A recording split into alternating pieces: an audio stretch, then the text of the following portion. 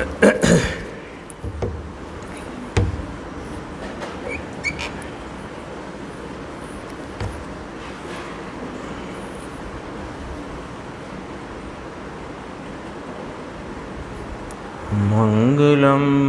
भगवान वीरो मंगलम गौतमो गणी मंगलम कुंद कुंदार्यो जैन धर्मोस्तु मंगलम सर्वमंगल मांगल्यम सर्वकल्याणकारकम प्रधानम सर्वधर्माणां जैनम जयतु शासनम। मैं नमो तीर्थनायक को, नमो ओंकार वाणी को, नमो उन कुंद प्रभु को जिन्होंने ओंकार धारण की। अहो उपकार जिनवर का, कुंद का दिव्य वाणी का, जिन कुंद ध्वनि दाता उन कहान स्वामी का। रम्यूण जिणम वीरम अनंत वर्णाण दंसन सहावम भोक्ष्यामिणियम सारम केवली शुद्ध केवली भणिदम। नियम सार जी परमागम ग्रंथ में अपनी निश्चय परम आवश्यक अधिकार उसकी स्वाध्याय 149 गाथा की चालू है। और अभी जो सीडी में चल रहा था उसमें एक पॉइंट आया था। वैसे तो प्रकरण इस प्रकार चलता है कि सिर्फ बंध को ही जानने से और बंध को यानी बंध के जो प्रकार हैं उनकी प्रकृतियों के प्रकार हैं, उनमें कौन से गुण स्थान में कौन सा बंध है, कौन सी प्रकृति का बंध चलता है, कौन सा टल गया है आदि इत्यादि को जानते रहने से और उसकी विचार श्रृंखला में बने रहने से बंध का छेद नहीं होता और मोक्ष की प्राप्ति नहीं होती। तो फिर आज एक गाथा आई कि वह मोक्ष फिर किस किस भाव से या किस रीति से प्राप्त होता है। तो सीधी बात करी कि बंध को छेदने से बंध का छेद होता है, बंध को जानते रहने से नहीं होता, बंध के संबंध में विचार करते रहने से नहीं होता। बंध को छेदना, तो बंध को छेदने के लिए क्या करना कि वो जो कर्म हैं पुद्गल द्रव्य कर्म उनका कुछ नहीं करना है आपको, क्योंकि उनका कुछ कर सकते नहीं। क्या करना है कि बंध जिन भावों के, जिन विकारी भावों के निमित्त से बंध होता है, ऐसे रागादि परिणाम उसमें जो तुमने एक पना कर रखा है उसमें दुधापना करना। जो अनादि से आत्मा जो जानन स्वरूप है उसको वर्तते हुए राग जो कि बंध के निमित्त हैं, उन रागादि भावों में एकत्व करके रखा है तो उन्हें दो कर दो। क्यों कि वे दो हैं, तुमने एक माने हैं। तो उसमें तब इस गाथा में कहा कि यहाँ आचार्य भगवान ने दुधाकरण करने के उद्यम में लगाने के लिए, दुधाकरण कराने के लिए यह उपदेश किया है। आई थी ना बात, एक पॉइंट आया था उस पर ही अपन चर्चा करेंगे थोड़ी। ये पेज नंबर है 22 नंबर अपने समय सार सिद्धि जो चल रही ना 9वां भाग। एक बहुत प्रसिद्ध वाक्य है और वह हम लोगों के बीच में अक्सर करके सबके परिचय में है कि शास्त्र में बुद्धि जो लग रही है उसको व्यभिचारिणी कहा है, ऐसा कहा। तो बात चूँकि अपने कईयों बार सुन ली है, तो सुन ली है तो इतनी एकदम से खराब नहीं लगती, लेकिन फिर भी कचोट तो जाती है। शास्त्र में लगने वाली बुद्धि, उसको व्यभिचारिणी बुद्धि कहा। यह वाक्य लगभग सबको परिचय में है ना, आगम की बात है, कोई किसी के मनमर्जी की बात नहीं है। पर कोई पहली बार या एक आध बार सुने तो उसको तो एकदम चोट लगती है। लेकिन हमें क्या हो गया है कि सुनने की आदत हो गई है, तो सुनकर इतना बुरा नहीं लगता, लेकिन फिर भी कचोटती तो है बात कि शास्त्र की में लगने वाली बुद्धि भी व्यभिचारिणी है। दया, दान, पूजा, व्रत आदि परिणाम, शुभ परिणाम, उसको तो इसी गाथा में अंधा कहा। राग के भाव को अंधा भाव कहा। वो तो चलो ठीक है, लेकिन शास्त्र से ही तो हम जानेंगे कि आत्मा का क्या स्वरूप है, अनात्मा का क्या स्वरूप है, कौन आश्रयभूत है, कौन हेय है, किसका आलम्बन छोड़ना है, किसका आलम्बन करना है, कौन दो हैं और किन में एकता मानी है। ये सब बात हमें निर्देश भाई बताओ कहाँ से पता चलेगी भाई साहब? शास्त्र अभ्यास से ही तो पता चलेगी। और उसमें जो हम बुद्धि लगाते हैं, एक तो बड़ी मुश्किल से लगाते हैं, है ना, सबकी बात है।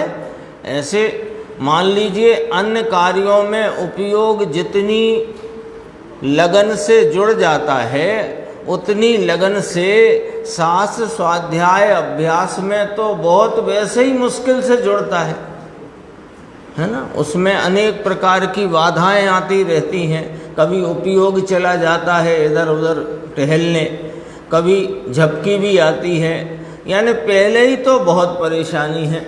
ऊपर से फिर आपने ये फरमा दिया कि शास्त्र में लगने वाली बुद्धि को व्यभिचारिणी कहते हो, तो बड़ी ये कठिन बात हो गई। तो कहा, यहाँ गुरुदेव श्री ने जो स्पष्टीकरण किया, जिनने सुना है उनके ख्याल में है ही बात, कि जो किस प्रकार उसे व्यभिचारिणी कहा, एक बात, और किस प्रकार, तो क्या शास्त्र स्वाध्याय छोड़ दें, व्यभिचार तो छोड़ देना चाहिए। तो शास्त्र में किस प्रकार अभ्यास करना कि ये व्यभिचार छूट जाए। व्यभिचार तो है, कब तक है कि राग में एकत्व जब तक है तो व्यभिचार तो चल ही रहा है। जो अपना नहीं, अपने स्वभाव की चीज नहीं, जो विकारी है, अशुचि है, मलिन है, विपरीत है, दुख रूप है, दुख के कारण रूप है, ऐसे भाव में आपपना करना, उसमें एकत्व करना, उसमें आप रूपता की श्रद्धा करना, उसे अपना मानना व्यभिचार तो है ही।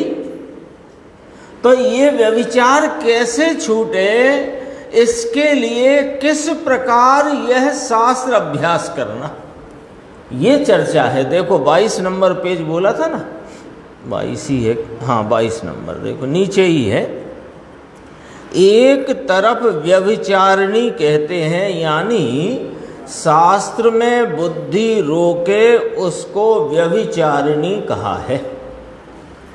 एक तरफ जानने की शक्ति होए तो मूल मुद्दा रख कर जाने, मूल मुद्दा को नहीं भूले, ये है शास्त्र अभ्यास की पद्धति। अन्यथा वह शास्त्र पढ़ने का जो राग है, उस राग को ही भला मानता रहा तो राग में ही एकत्व और राग में ही अपनत्व करता आया। तो वो तो वास्तव में शास्त्र अभ्यास भी कोई कार्यकारी नहीं है ना। अभी एक चर्चा और आई थी कि देखो, हम कोई स्त्री पुत्र आदि को जानने में और उनके विचार में, उनके लालन पालन के विचार में थोड़ी रुके हैं। हम तो कर्म बंध की स्थिति, प्रकृति, अनुभाग आदि इत्यादि का क्या स्वरूप है, क्या नहीं है, इसको जानने पहचानने में हमारा विचार रुका है। तो हम कोई उधर थोड़ी रुके हैं। तो गुरुदेव ने कहा कि यहाँ रुका है कि वहाँ रुका है, सब एक ही बात है। देखो इसमें क्या कहा, जानने की शक्ति किसमें है, शास्त्र में है कि आप में? जानने की शक्ति किसमें? मुझ ज्ञायक वस्तु यह चैतन्य परमात्मा, ये जानने की शक्ति स्वरूप है। तो यह मूल मुद्दा रख कर जानने जाओ शास्त्र में। मूल मुद्दा को भूलना नहीं, मूल मुद्दा को अधिकता देना। अपना चैतन्य भगवान शुद्धात्म स्वरूप, ज्ञान आनंद लक्षण वाला, निर्मल पवित्र यह निर्मलानंद, नित्यानंद स्वरूप यह चैतन्य भगवान, इसकी मुख्यता रखकर शास्त्र स्वाध्याय करना। जिम्मेदारी दे दी, काम तो कर ही रहे हो, लेकिन वह करो जिससे कार्यकारी, यानी जिसमें कुछ सफलता हाथ लगे। शादी ब्याह होता है ना, तो बहुत से मित्र हैं, रिश्तेदार हैं, वे कुछ ना कुछ करने की उत्साह में कुछ करने लग जाते हैं। तो उसमें कोई समझदार कहता है, कर तो रहे ही हो भैया, यानी काम तो कर ही रहे हो, तो कुछ ऐसा करो कि जिसमें कुछ सफलता हाथ लगे। इधर का उधर, उधर का इधर करते रहे और काम तो कुछ निपटा नहीं, और आप भी थक कर के परेशान हुए। तो यहाँ कहते हैं अपना चैतन्य स्वरूप, जानन स्वरूप वस्तु, उसकी मुख्यता रखकर उसको अधिकता देना। बाहर के जान पने को अधिकता नहीं देना।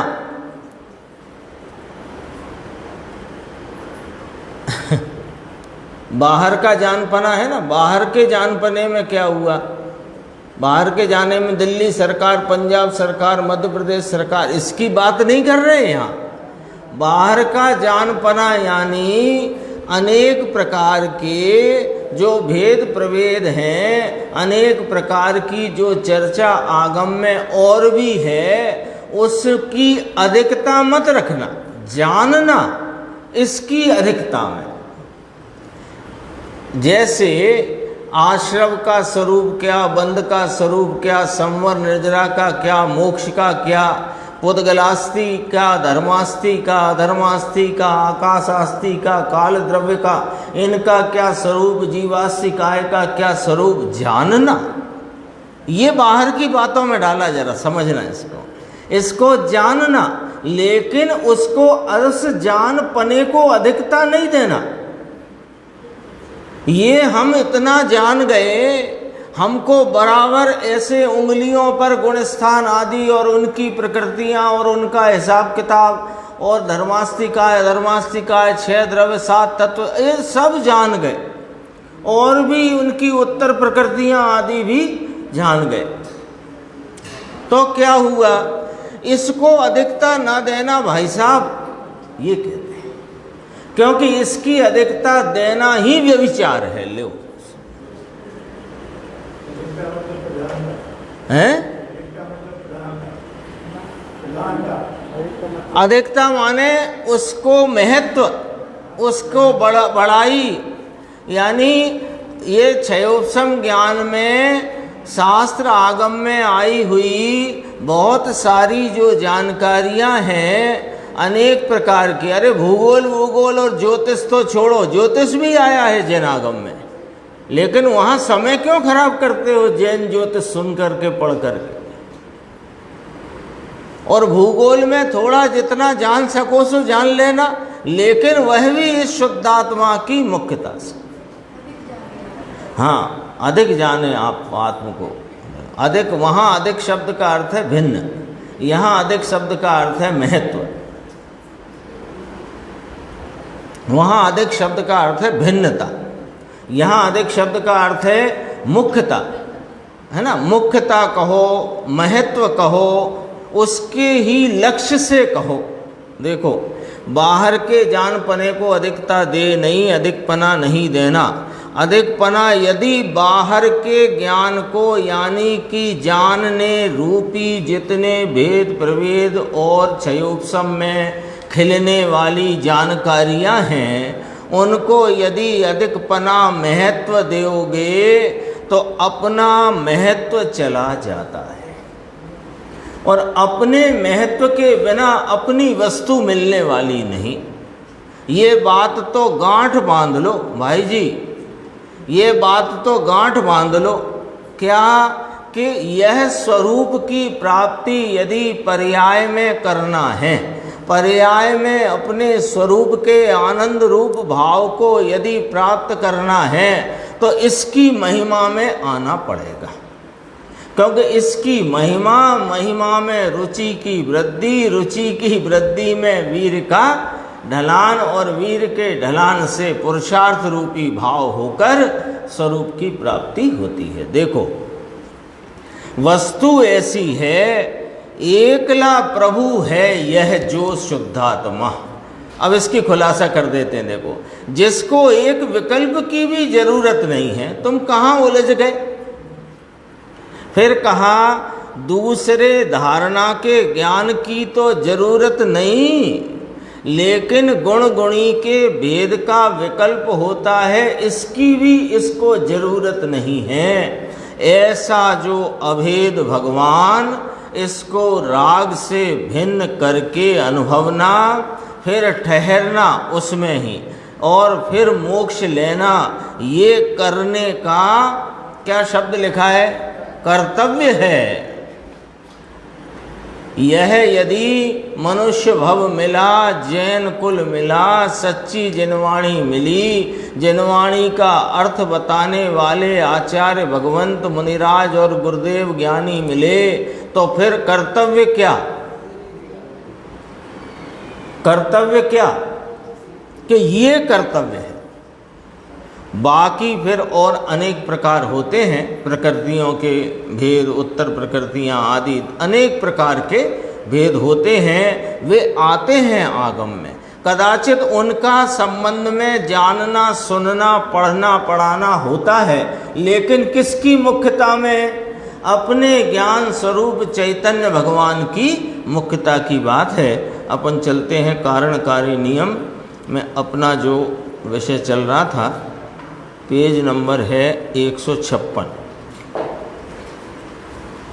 टीका की अंतिम पंक्ति थी, उसकी बात है। देखो, निश्चय और व्यवहार, ये दो नयों से प्रणीत, प्रणीत माने निरूपित कहा गया, यह वीतराग का मार्ग, निश्चय और व्यवहार, ये दो नयों से प्रणीत नाम भगवान ने दो नयों से कहा है।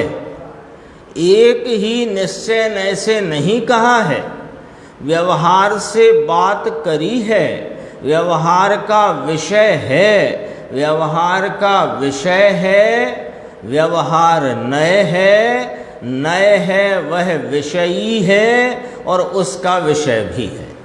भगवान की वाणी में दोनों नयों का उपदेश आया है, एक ही नय का उपदेश नहीं आया है। ठीक है ना बात।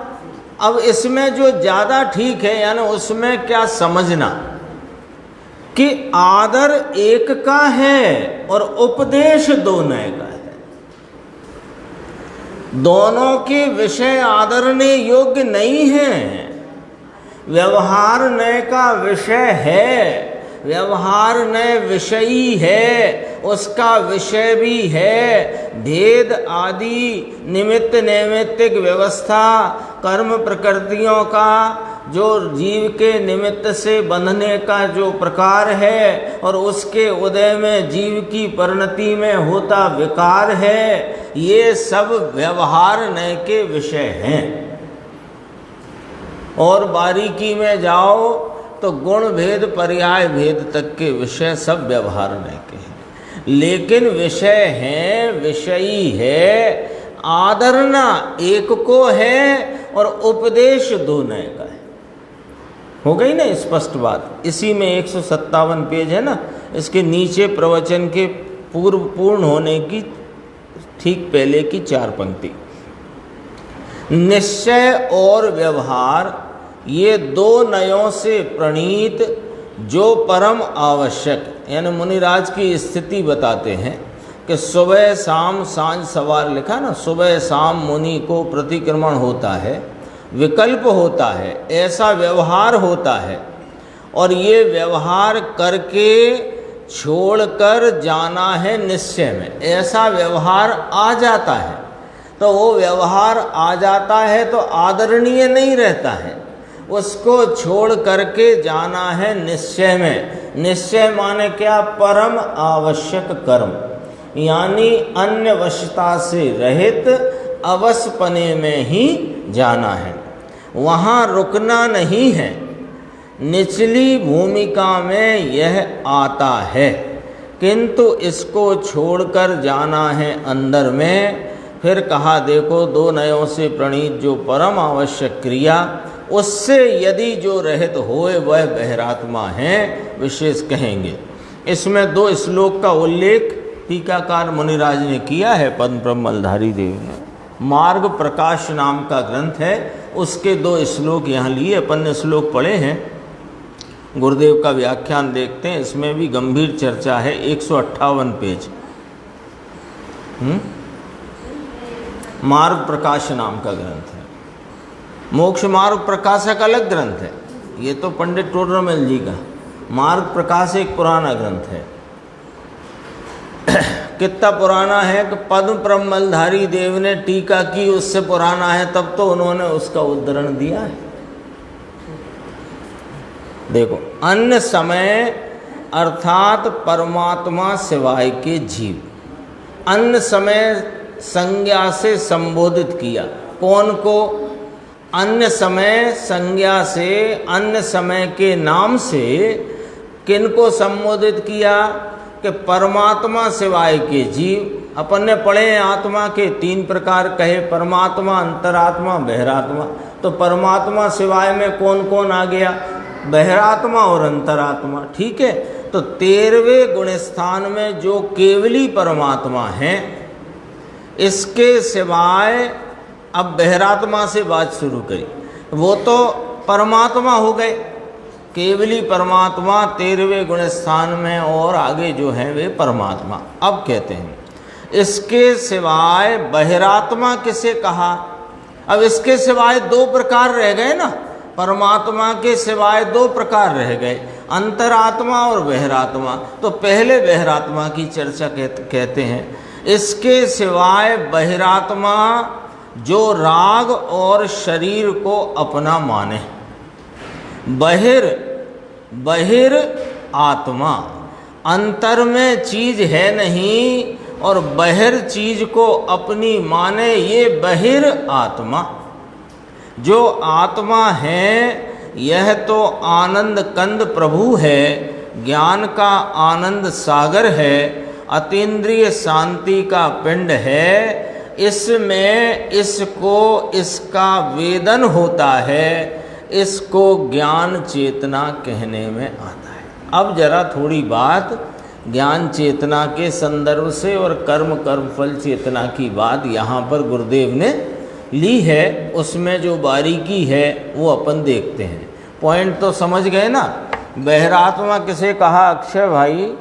कि जो बहिर नाम अंतर में नहीं, ऐसे बहिर वहाव और बहिर द्रव्य, यानी राग आदि और शरीर आदि, इनमें जो आत्मपना करता है, आप रूपता का श्रद्धान रखता है, इनमें और राग में एकत्व करता है, वो बहिरात्मा है। ठीक है, और परमात्मा तो पता ही है, 13वें गुण स्थान में केवली परमात्मा और आगे भी वे सब परमात्मा है। अब दो रह गए थे, बहिरात्मा और अंतरात्मा। तो बहिरात्मा की व्याख्या हो गई। अब कहते हैं कि ये आत्मा राग रूप तो है नहीं, यह आत्मा शरीर से तो अत्यंत भिन्न पदार्थ है, और परिणति में जो रागादि विकार है उस रूप आत्मा है नहीं। आत्मा किस रूप है कि आत्मा अंतर में ज्ञान आनंद स्वरूप है। तो जो ज्ञान आनंद स्वरूप आत्मा है, तो जो पर्याय इस ज्ञान स्वरूप आत्मा को लक्ष्य में लेती है, तो उसकी दशा में आनंद का भाव जागृत होता है, उत्पन्न होता है, प्राप्त होता है। ठीक है ना। तो अपनी ज्ञान दशा में ज्ञान स्वरूप आत्मा को विषय बनाकर वर्तने वाली ज्ञान की अवस्था नाम उपयोग की दशा, उसमें जो आनंद आदि का अनुभव है उसका नाम ज्ञान चेतना है। ये पॉइंट आया ना। यानी ज्ञान चेतना को और सरल समझें अपन तो, कि ज्ञान में ज्ञान को ज्ञान रूपता से चेते, ज्ञान में अपने को ज्ञान रूप चेते। और सरल, ज्ञान में ज्ञान माने ज्ञान तो सबको बरत रहा है ना। कौन है ऐसा जिसको ज्ञान नहीं बरत रहा, कि ये टेबल वेबल है हमको तो बरत रहा है। तो ये ज्ञान जो बरत रहा है प्रवर्तित ज्ञान है, ये जो वर्तना ज्ञान का परिणाम चल रहा है, इस ज्ञान में अपने को ज्ञान रूप जो चेते, तो अपने को ज्ञान रूप चेतना, चेतना माने अनुभवना, तो अपने को ज्ञान में ज्ञान रूपता का अनुभव करना, इसका नाम ज्ञान चेतना। ठीक है, सरल हो गई ना बात। अब समझना जरा। लेकिन मानस पाठ पकड़ करके बैठ गया कि देखो कुंद कुंद आचार्य ने ज्ञान चेतना 13वें में ली है। 13वें में केवल ज्ञान हुआ ना, परमात्म दशा हुई, ज्ञान की परिपूर्ण खिलावट हुई, तो ज्ञान चेतना तो 13वें गुण स्थान में कही है। तुम 4थे गुण स्थान में कहाँ से ले आए ज्ञान चेतना? तो शुरू नहीं हुई थी तो वो पूर्णता को प्राप्त हुई जो ज्ञान चेतना, जैसे 13वें में कहा पूर्ण की अपेक्षा। ऐसे 3 प्रकार पढ़ते हैं, ज्ञानी अज्ञानी के संदर्भ से भी समझ लेना, वो भी चर्चा यहाँ संदर्भित है। ज्ञानी अज्ञानी के 3 प्रकार पढ़ते हैं कि जिनमें ज्ञान भाव है वे सब ज्ञानी, और जिनमें जड़ भाव है वे अज्ञानी। एक, जो अपने ज्ञान स्वरूप को पहचानते हैं वे ज्ञानी, भले पूर्णता नहीं हुई है, लेकिन जो अपने ज्ञान स्वरूप को पहचान कर जिन्हें ज्ञान का अनुभव यानी ज्ञान सहित आनंद का अनुभव है वे ज्ञानी, और बाकी सब अज्ञानी यानी मिथ्या दृष्टि अज्ञानी। और जिनकी ज्ञान की परिपूर्ण विकसित अवस्था परिपूर्ण केवल ज्ञान हुआ है वे ज्ञानी, और जितने अल्पज्ञ हैं वे अज्ञानी, है ना। तो यहाँ जो पूर्ण ज्ञान चेतना के मुख्यता से केवली भगवान को ज्ञान चेतना कही है, ये पूर्ण ली है। और नीचे 4थे गुण स्थान से ज्ञान चेतना शुरू हो जाती है। ज्ञान चेतना किसे कहा? तो देखो गुरुदेव श्री फरमाते हैं, ज्ञान चेतना यानी कि आत्मा के आनंद का स्वाद। सीधी सच्ची बात है। ज्ञान चेतना किसे कहा?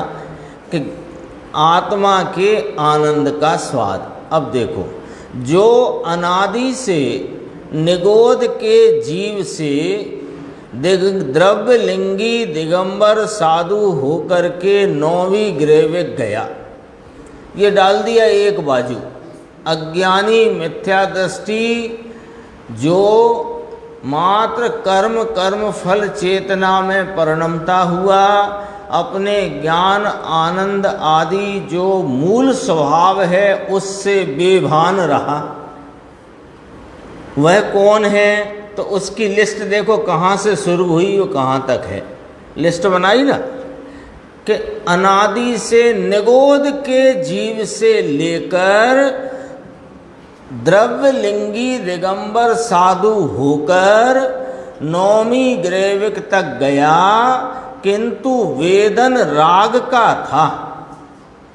तो राग का वेदन सो बहिरात्मा और ज्ञान का ज्ञान में वेदन सो अंतरात्मा और पूर्ण ज्ञान का वेदन सो परमात्मा।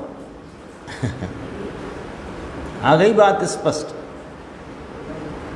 तो इसलिए ये बहिरात्मा है, क्योंकि ये जो राग है ना ये स्वरूप में है नहीं।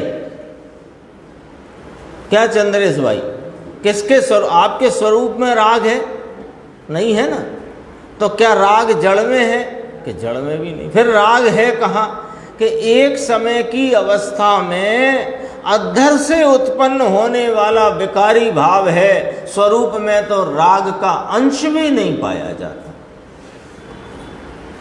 तो कहा राग स्वरूप में नहीं, निज स्वरूप में राग का विकल्प नहीं। इसलिए जो राग को वेदे और अपना माने ये बहिरात्मा है। अर्थात आत्मा में जो नहीं इस बाह्य चीज को अपनी माने ये बहिरात्मा। ये शरीर और वाणी मन और कर्म, ये स्त्री छोकरा कुटुंब, यह सब मेरा माने, यानी जो पर चीज है ये अपनी तीन काल में है नहीं, इसमें अपना माने ये बहिरात्मा। आत्मा माने अपना, आत्मा माने अपना। आत्मा नहीं कहते, आत्मविश्वास अपना विश्वास, या आत्मनिर्भर जो अपने पर, तो आत्म माने अपना। तो जो बहिर वस्तुओं को, बहिर भावों को, विकारी भावों को अपना माने सो बहिर आत्मा। ऐसी ये हो ये। और आत्मा में ज्ञान आनंद शांति है, पुण्य पाप का राग और इसके फल आदि आत्मा में नहीं। उनको वेदे ये ज्ञान चेतना। किसको वेदे? आत्मा को वेदे। आत्मा में जो नहीं उनसे रहित अपने ज्ञान आनंद को वेदे, ये ज्ञान चेतना है। आगे देखना, देखो 159 पेज पर। अब कहा कि ज्ञान चेतना, ये नीचे से ही पढ़ लेना तो वो मिल जाएगा, वो लिखा निशान रह गया मेरे से। यहाँ ज्ञान चेतना चौथे से 12वें तक गिनी है। क्या मतलब हुआ? अंतरात्मा की अपन ने चर्चा जो कल परसों भी, कल भी आई, आज भी। अंतरात्मा में कौन कौन लिया? जगन्य अंतरात्मा अविरति सम्यक दृष्टि और उत्कृष्ट अंतर आत्मा 12वें गुण स्थान के में क्षीणमोह स्थिति को प्राप्त, वहाँ तक लिया ना। तो चौथे से 12वें तक अंतर आत्मा लिया। बहिरात्मा की तो अभी अभी अपन ने चर्चा पूरी हो गई। परमात्मा किसको कहा कि 13वें गुण स्थान में पूर्ण केवल ज्ञान आदि दशा को प्राप्त, वे परमात्मा। और अंतरात्मा की बात करी तो अंतरात्मा कौन? तो इसमें ऐसे छांट लो, ऐसे छटाया है कि जो मिथ्या दृष्टि है सो बहिरात्मा, और जो पूर्ण ज्ञानी केवली परमात्मा या केवल ज्ञान अपने अनंत चतुष्टय को प्राप्त, वे परमात्मा। तो अब ये बहिरात्मा, अंतरात्मा, परमात्मा, तो परमात्मा छट गए और बहिरात्मा छट गया। अभी लिस्ट बनाई, निगोद से लेकर 9वीं ग्रेविक तक जाने वाला द्रव्यलिंगी भ्रव्यलिंगी सब बहिरात्मा।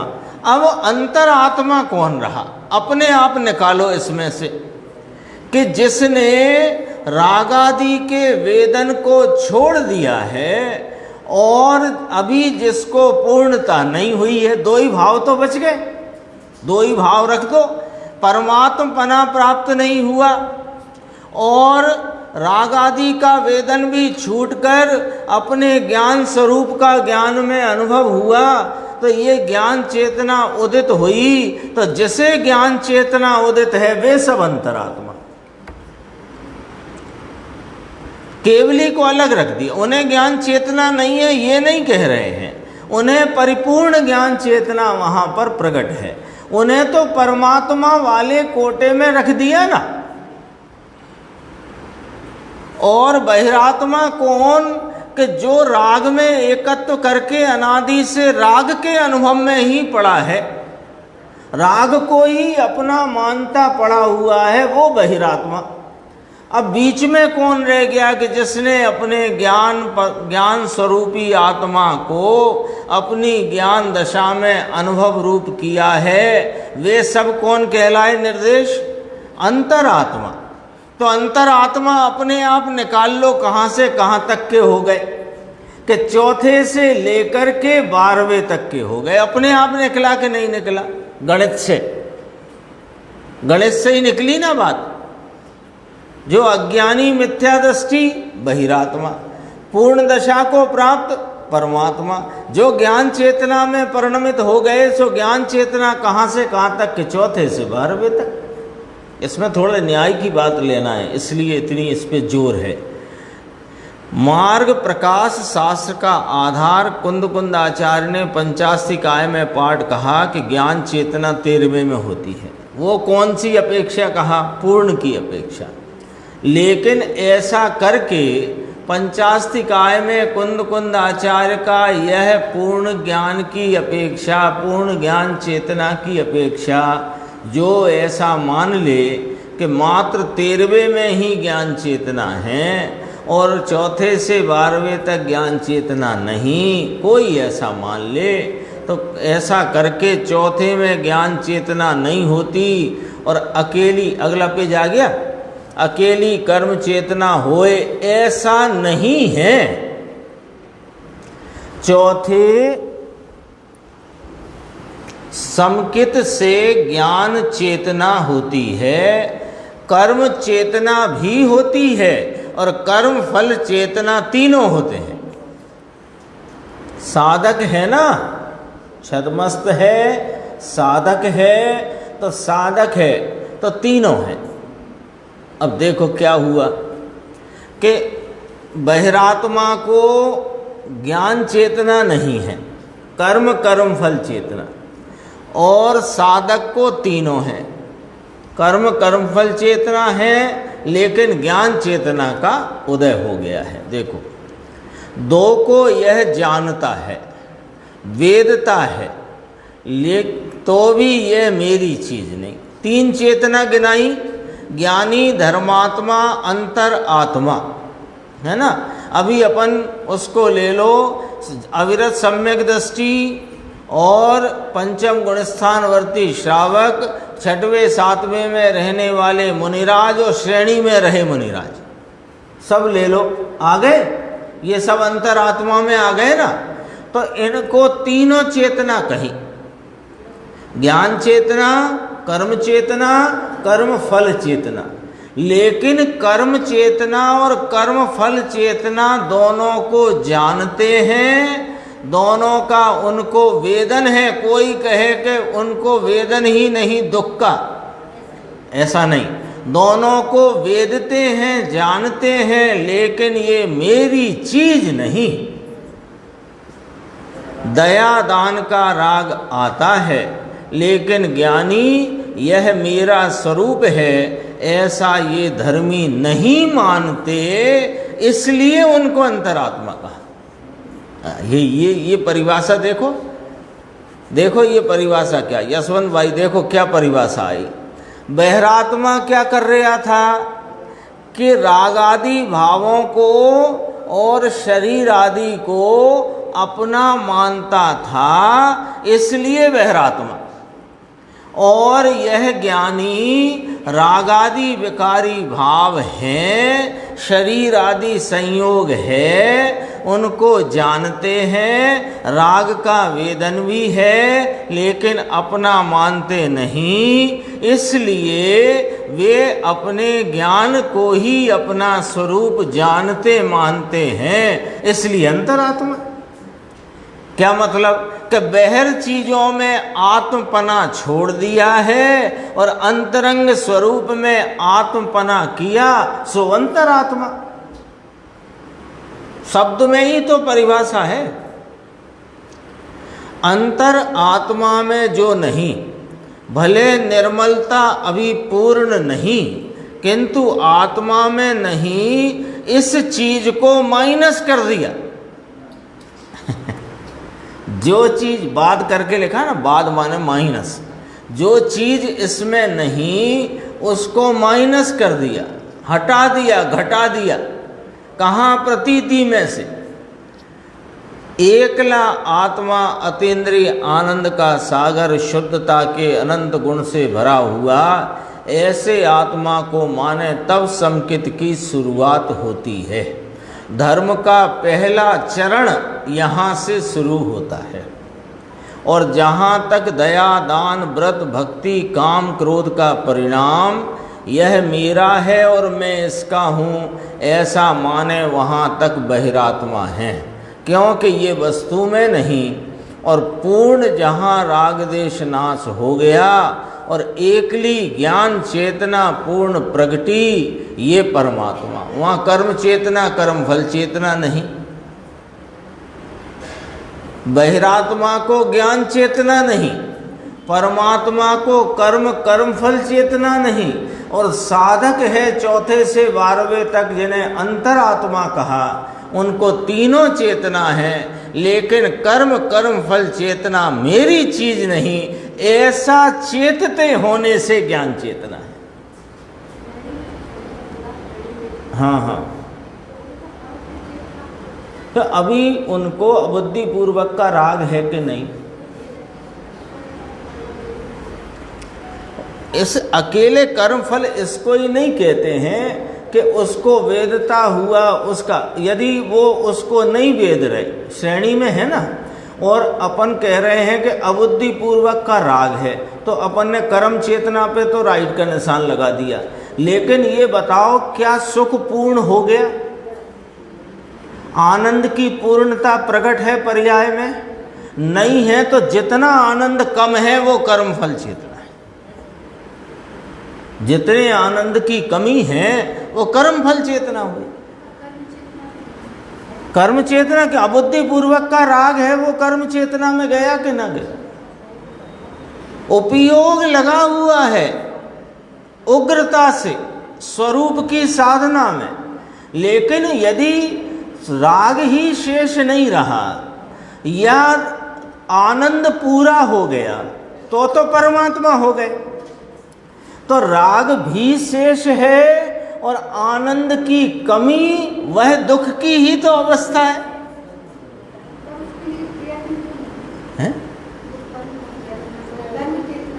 हाँ, ऐसा नहीं। कर्म चेतना रूप परिणाम है। ज्ञान चेतना उदित हो गई, वो तब भी कर्म चेतना कर्म फल चेतना है, उसमें वह अपनापना करता नहीं। इसके लिए तो ज्ञान चेतना उदित हुई। कर्म कर्म फल चेतना में अनादि से जो एकत्व था वो एकत्व टूट गया, तो कर्म कर्म फल चेतना का भाव रह गया, लेकिन उसमें एकत्व नहीं, तब तो ज्ञान चेतना उदित हुई। और अभी ज्ञान चेतना जो उदित हुई तो स्वरूप का आलम्बन जितना बढ़ता जाता है उतनी स्थिरता बढ़ती जाती है और कर्म कर्म फल चेतना का भाव घटता जाता है, मिटता जाता है, कटता जाता है। नहीं तो साधक दशा किसे कहना? संवर निर्जरा के साथ आश्रय बंद गिनना कि नहीं गिनना? यदि संवर निर्जरा के साथ आश्रय बंद नहीं गिनना तो फिर मोक्ष गिनो। सीधी सच्ची बात। थोड़ा सा और ले लेते हैं। 160 पेज है, फिर एक कलश की चर्चा और है, वो आगे की स्वाध्याय में लेंगे अपन।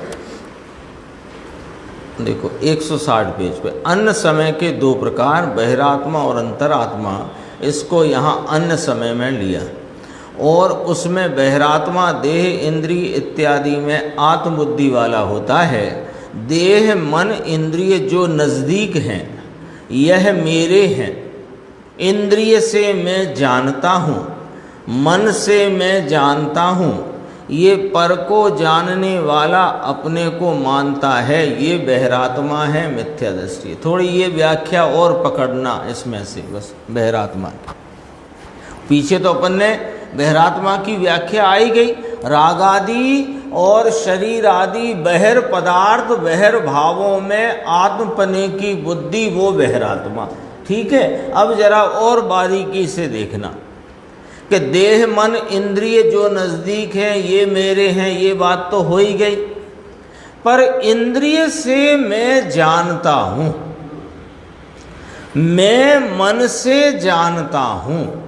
दो बातें, पहले इंद्रिय ली स्थूल, मैं इंद्रियों से जानता हूँ।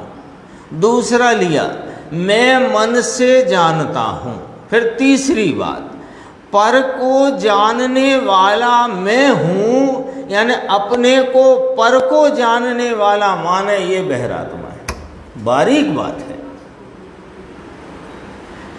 क्यों पर को नहीं जानता? क्या कि नहीं, अपनी ज्ञान अवस्था में प्रकाशित स्वयं पर के भावों को जानता परिणमता हूँ। पर को जानना कहना तो व्यवहार है, और व्यवहार माने ऐसा है नहीं। तो इसका मतलब हुआ कि ये ज्ञायक भगवान पर को जानता ही नहीं। यही बात है कि हाँ ऐसी ही बात है, समझना जरा, 1 मिनट लगेगा। ऐसी ही बात है। तो पर को नहीं जानता कि नहीं, पर संबंधी जो भी भाव हैं उनको जानते हुए अपने ज्ञान परिणाम को जानता है, पर को नहीं जानता। और जो अपने को इस प्रकार माने कि मैं पर को जानता हूँ, तो उसने काय का लोप कर दिया कि स्वयं को जानने का लोप कर दिया। ये इसका लॉजिक है, ये न्याय है। जो स्वयं पर प्रकाशक है ना, तो स्वयं पर प्रकाशक तो सामर्थ्य है। प्रत्येक ज्ञान का परिणाम स्वयं पर को प्रकाशता हुआ परिणमता है, और उस स्वयं पर प्रकाशित परिणाम को आत्मा जानता परिणमता है। तो आत्मा किसे जानता है? कि स्वयं पर प्रकाशित अपने परिणाम को जानता है, पर को नहीं जानता है। तो पर को नहीं जानता तो कह दे क्या पर को नहीं ही जानता? कि हाँ कह दो पर को नहीं ही जानता। तो पर को जानना कहना व्यवहार है। तो लोग कहते हैं, तो ऐसे तो आप एक स्वयं प्रकाशक ही कहते हो कि स्वयं प्रकाशक नहीं, हम स्वयं पर प्रकाशक स्वयं ज्ञायक कहते हैं। स्वयं पर प्रकाशक स्वयं ज्ञायक, पर को जानता हूँ ऐसा मानने वाला बहिरात्मा है। ये गुरुदेव श्री ने फरमाया है, प्रमाण वचन गुरुदेव है ना। देखो ये मिथ्या दृष्टि है, ऐसी बात है। बहिरात्मा देह इंद्रिय आदि में आत्मबुद्धि वाला होता है, अंतरात्मा ऐसा नहीं होता। अगले श्लोक की चर्चा अपन आगे की स्वाध्याय में करें।